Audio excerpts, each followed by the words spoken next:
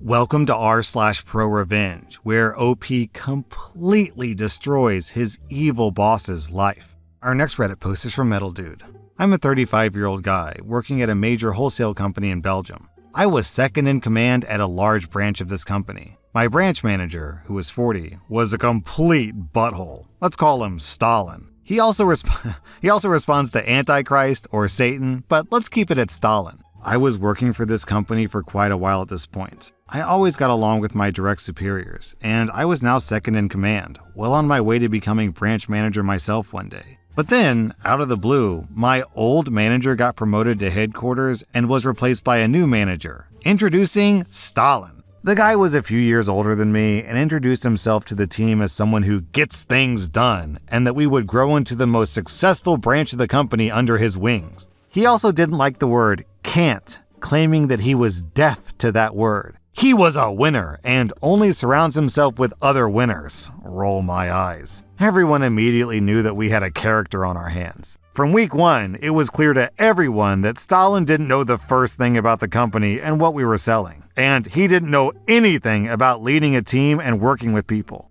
He always had to know everything better than others and had the annoying tendency to let other people do most of his work. So yeah, as second in command, I suddenly had a lot on my plate. I'm not gonna bore you guys with the details, but my full-time job just became 2 full-time jobs because I had to do most of Stalin's work too. As in, here you go, and never expect a thank you or good job. So Stalin was a terrible boss. Surely things couldn't get any worse than this, could they?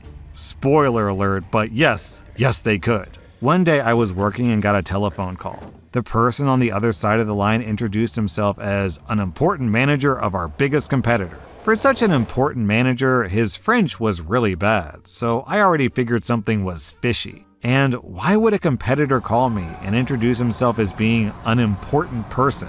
Turns out this, quote, manager was offering me a job at their company if I was willing to share any company secrets of my current employer, and maybe try to steal some customers away from the competitor's company. I didn't buy this absurd conversation, but I remained friendly and respectfully declined his offer. 1 hour later, I got called into Stalin's office. He then confronted me with the phone call and told me he was testing me to see if I was loyal to the company and him.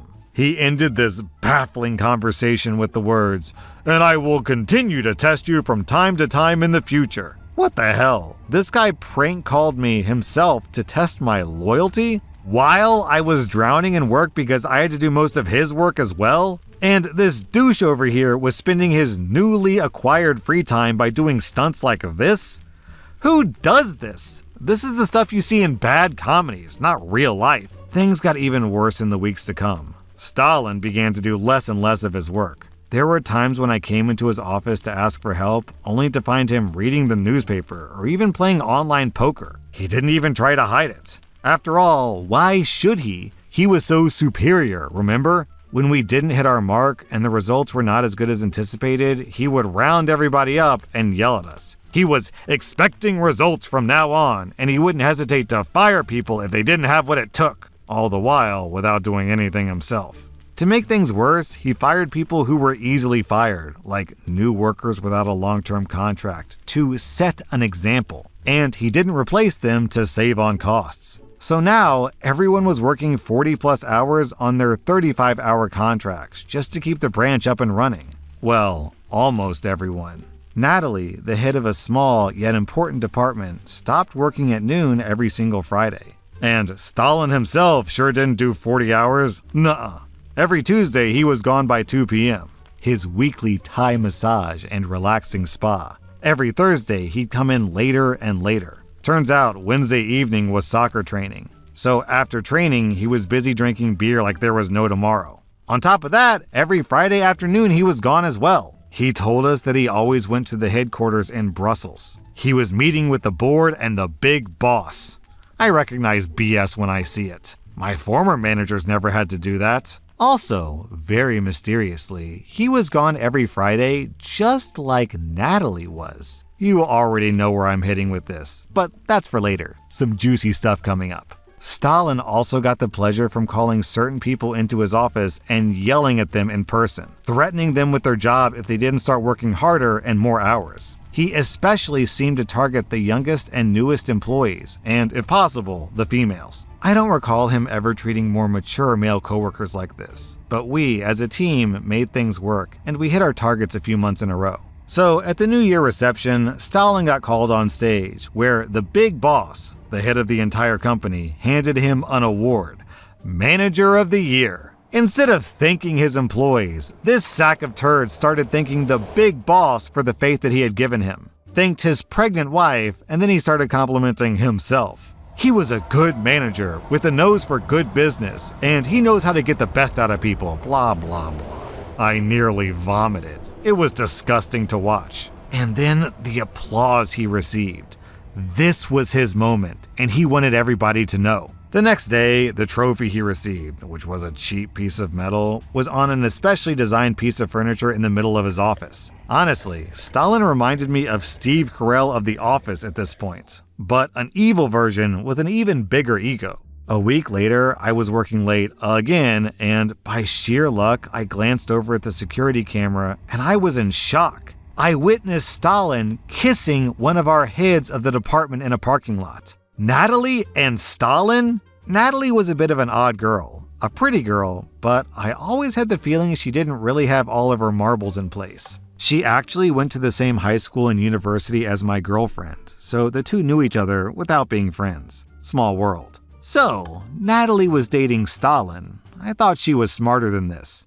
And wait a minute, didn't Stalin thank his wife during that terrible speech at New Year? His pregnant wife? Oh, what a butthole. He's cheating on his pregnant wife just when I thought this guy couldn't get any worse. Because I knew he was the worst of the worst. To show off his power to anyone, he had this annoying habit of controlling everyone's vacation days like a Roman emperor who's controlling the fate of the fallen gladiators. In his first year as a manager, I requested vacation in October, and he denied me that week, only to grant me the leave of absence 2 weeks before I was supposed to go on holiday. I was planning on going to Greece with my girlfriend and her family, but because I didn't get my holiday approved in time, my girlfriend's family decided to postpone and go another time. My girlfriend and her father didn't apply for a vacation because of this. Stalin didn't just screw me over, he screwed my in-laws and girlfriend over as well. He refused to give me that holiday, only to grant it to me afterwards to show to me that he's the boss. And that cost me a trip to Athens. He truly was a major douchebag. The guy's ego had gotten so large, it deserved its own national flag by this point. I swear to God, if it got any bigger, astronauts would easily spot it from space, just like the Chinese wall. I hated that prick. The next year came, and because I witnessed him doing this to other employees and myself, I figured I needed a plan. I requested a holiday off, and surprise, surprise, Stalin denied me my vacation again. He claimed he needed me at work that month because of an inventory, which was done by other people, not myself. But this time, I had a plan. He needed me because I did my job, and on top of that, his job as well. Everything he didn't like about his job, basically everything with numbers, I had to do it. He couldn't afford to lose me. So I decided to try one of his own tricks against him. I called in and pretended that I was the manager of another company. I told Stalin that I had received my resume and I was calling to know what kind of employee he is. The plan was for Stalin to know that I was looking for another job and that he could lose me, forcing him to do his job himself. Scary stuff. So the plan was for him to give me my days off, just to please me. Stalin believed that I was another manager because he put on his important person voice and started to trash talk me as an employee. I was unreliable, always late for work, sloppy, forgot things that were important, etc. You get the picture. It wasn't pretty. To prevent me from getting another job, Captain A-hole over here decided to talk bad about me to potential new employers. What a dick! What a horrible waste of oxygen this guy was. But at least it gave him a scare, because the next day, my request for a holiday got magically approved. He never confronted me with applying for jobs elsewhere though. Mission accomplished. I got to plan that trip to Greece. But fun fact, no, I wasn't going. After I booked and paid for everything, Stalin went back on his word. 1 month before I was supposed to go on a holiday, he called me into his office and told me he had to go to an important business meeting in Prague. And because one of the two of us had to be at work, he had no choice but to cancel my holiday. I was speechless for a moment, but started thinking really quickly. So I demanded that he put this in writing because my girlfriend would not be amused. He laughed, agreed, and sent me an email confirming my holiday got canceled because he had to go to Prague. Little did he know I was building a case against him, and I needed this on paper. This moron actually believed I just needed that to show my girlfriend I had no choice to cancel our plans. The week I was supposed to go to Greece, Stalin went on a business trip. Or so he told me. My girlfriend went to Athens with her family, and she saw something on Facebook. She called me and told me to open my WhatsApp. My girlfriend then sent me some screenshots from her Facebook. Turns out, Natalie was posting pictures of herself with Stalin in Switzerland. He went skiing with her. There was no business trip. That absolute disgrace of a human being had canceled my holiday for the second year in a row so that he could cheat on his wife with a younger woman. Oh, how I hated this dude. He didn't expect my girlfriend and myself to see these pictures though. Little did he know that my girlfriend and Natalie knew each other and were Facebook friends. No contact in real life whatsoever, so Stalin really had no idea. This gave me the fuel I needed. I had proof he was cheating on his wife.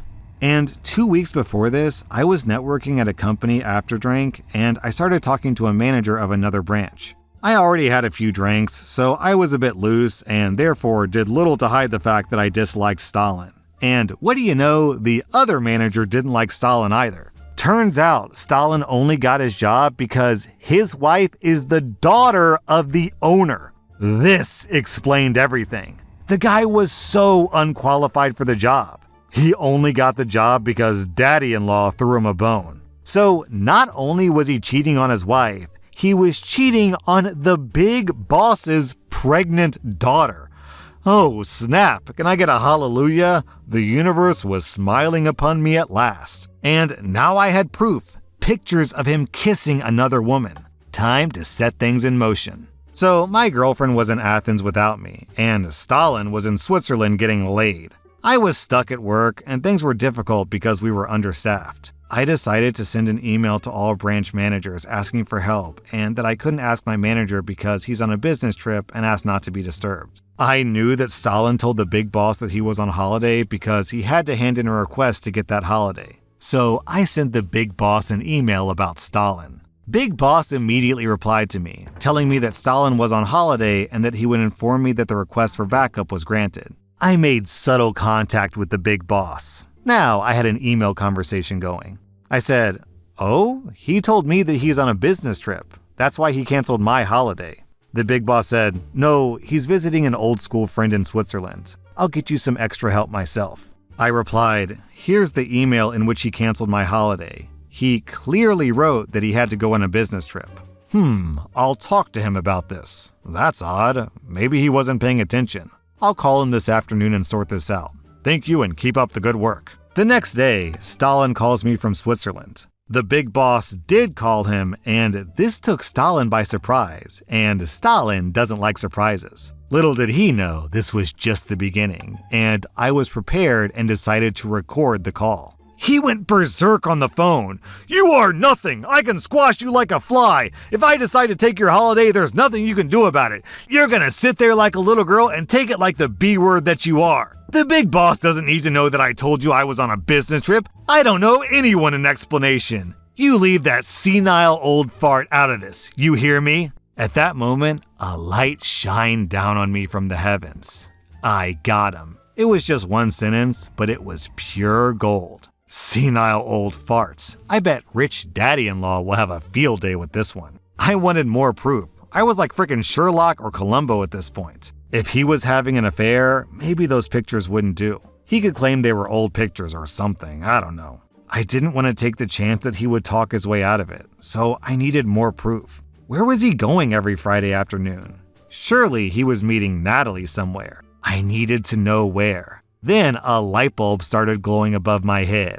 His email! He once gave me his password to the company email address, so I could access his work emails. Because this way I could do more of his work, you know? His password was the name of his favorite Belgian soccer player, Anderlecht, which is actually the biggest rival of my team. You can't make this stuff up. This guy was my antagonist in everything he touched. Would this same password work on his personal email address as well? Surely he can't be that big of an idiot. But he was, of course. Mr. Idiot had the exact same password for everything. I found out that he was on Tinder. I found out that he was emailing a chick from the Philippines. And I found all the emails that he sent to Natalie. Apparently, it started way in the beginning, so they had been seeing each other even before he got his wife pregnant. Gotcha! As the Mission Impossible tune started playing, I began to unfold my plan. Stalin was now back from his little trip and acted like nothing happened. I could still access his email, so I checked every few days or so. On Wednesday, I struck gold again. He received email confirmation of a visit to the spa wellness for 2 people at 3 p.m. and a confirmation of a visit to a certain restaurant at 6 p.m. also for 2 people. Both were for Friday. I wonder who he was going with. I had printed out pictures from Natalie's Facebook. Stalin kissing Natalie, them skiing, them having drinks together, and Stalin in front of the Swiss flag in front of a cabin. Classic stuff. He was such a great model. I put these pictures in an envelope and I put a little note in it explaining Stalin's antics. It said something along the lines of, "Hey, we don't know each other, but I felt you needed to see this and know that your husband is having an affair." He did not go to Switzerland to visit some old school friends. No, he went there with this chick, Natalie. This is her address, this is her email, and this is her Facebook and phone number. She's not a bad person. I don't even know if she knows that he's married and has a kid. He told his boss that he was in Switzerland to visit an old friend and told his coworkers that he was on a business trip to Prague. Both lies. He's having an affair with a girl from work. I've hacked your husband's email and found some interesting stuff. You can read it for yourself. His password is Anderlecht. Please take your time reading these emails and check the last mail he received. They're meeting up at such and such restaurant at 6 p.m. today. Before that, they're going to a spa resort at 3 p.m. I'm sorry to throw this in your face. I know it's a lot, but you deserve better than this scumbag. Signed, Anonymous. That Friday, I drove to Stalin's house and dropped the envelope in their front door mailbox and rang the doorbell, after which I quickly left. I knew that his wife was home alone and Stalin was at work. I then went to work where I sent an email to the big boss. I told Big Boss that Stalin was skipping work a lot and that it was too much for my team and myself to keep dealing with this. I told the Big Boss that I was going to resign because of this. I ended the email with the following. By the way, I included a voice recording that you'd find interesting to hear for yourself. It's Stalin calling me right after you called him in Switzerland. It only took 15 minutes and my phone rang. It was Big Boss himself calling me on my company phone. Big Boss told me he was amazed by how Stalin talked to me and about him, and he thanked me for sending this to him. He told me he would talk to Stalin about this and asked me to wait with my resignation for the time being. He'd straighten things out. I said, he'll just deny everything, and as soon as you end the phone conversation with him, he'll project his anger onto me. He said, No, I'm visiting my daughter and grandson this afternoon, and I'll swing by at work before that. It's not that far away. Ding, ding, ding! Did he just say he was visiting his daughter? The daughter I just nuked to smithereens with news of her husband cheating on her? The same husband that Big Boss wants to talk to before visiting his daughter? At noon, Natalie said bye-bye to everyone and off she went. 15 minutes later, Stalin shut down his computer and left the office as well. Without saying goodbye, of course. Employers don't talk to peasants and plebs. At 4 p.m., Big Boss enters the building. It's showtime. Big Boss was clearly and visibly upset about something. Could it be that his daughter showed him some naughty pictures already? Did he visit her first? He asked me where Stalin was, and I swear to God, Leonardo DiCaprio should hand me over his Oscar immediately. I act all surprised and said, "Oh, you were coming here to talk to Stalin?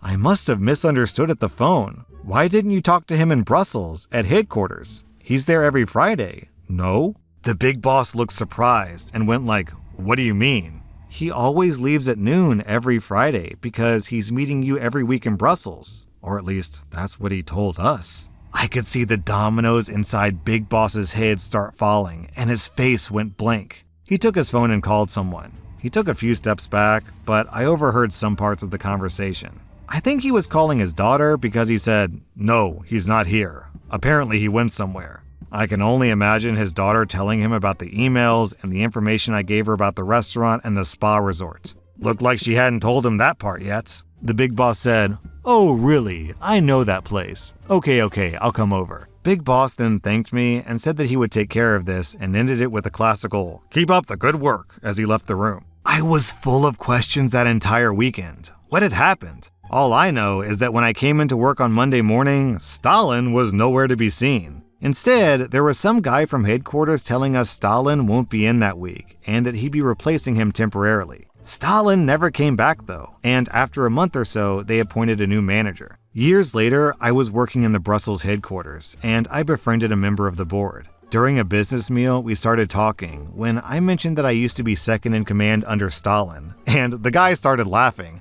"That guy? Man, let me tell you a story." The board member then filled in all the blanks that I had for all these years, not knowing that I was the one who talked Stalin into the gallows, of course. Apparently, Stalin really did get the job because of his relationship to Big Boss, being his son-in-law. He was the golden kid, and Big Boss had big plans for Stalin. He was supposed to take over the company when Big Boss retired. But it turned out that he was cheating on Big Boss's daughter with a few women, and was also stealing time from the company by not being at work when he was supposed to be there. All stuff I already knew, of course, but hey. Apparently, Big Boss and his daughter walked in on him when he was in a restaurant with one of his mistresses. Oh, how I wanted to be a fly on the wall when that went down. I would have given my left testicle to see the whole event unfolding before my eyes. He then told me that his wife divorced him, threw him out of the house, and Big Boss didn't fire him, but instead demoted him to a meaningless position in the southern part of Belgium where people speak French. Stalin did not speak French. Needless to say, Stalin was lost over there. He didn't fit in, had no friends, no connections, no more power. And on top of it all, he didn't understand the language. He quit the company after a few months and was now working in a low-wage job. As for Natalie, she walked away unharmed. We never talked about it though. She met someone else and even married the dude a year later. My girlfriend and I were invited to the wedding. Big Boss retired a few years later and sold the company to a foreigner. He didn't have anyone to succeed him, but the millions he received did miracles to soften that. His daughter apparently went back to the guy that she dated before Stalin. They were still a couple, the last I heard. I do not feel bad for Stalin, not one bit. I'm not the type of person who enjoys other people's misery, nor am I a sociopath. But this guy really boiled my kidneys, if you know what I mean. I never met such a narcissistic, self-centered butthole in my entire life. And he wanted to destroy my life and the lives of many other people. As far as I'm concerned, I stopped him before he could do any more damage, and I saved my own career in the process. His wife is better off without him. The company is better off without him. My colleagues are better off without him, and I'm better off without him. If this is how this guy acted as a manager, imagine how he would have acted if he had actually taken over the company and he had even more power and even more arrogance and even more money at his disposal. He probably would have bankrupted the company hiring mistresses and private jet rides. That was r/pro revenge, and if you like this content, check out my podcast where I publish the exact same episodes. Also, hit that subscribe button because I put out new Reddit videos every single day.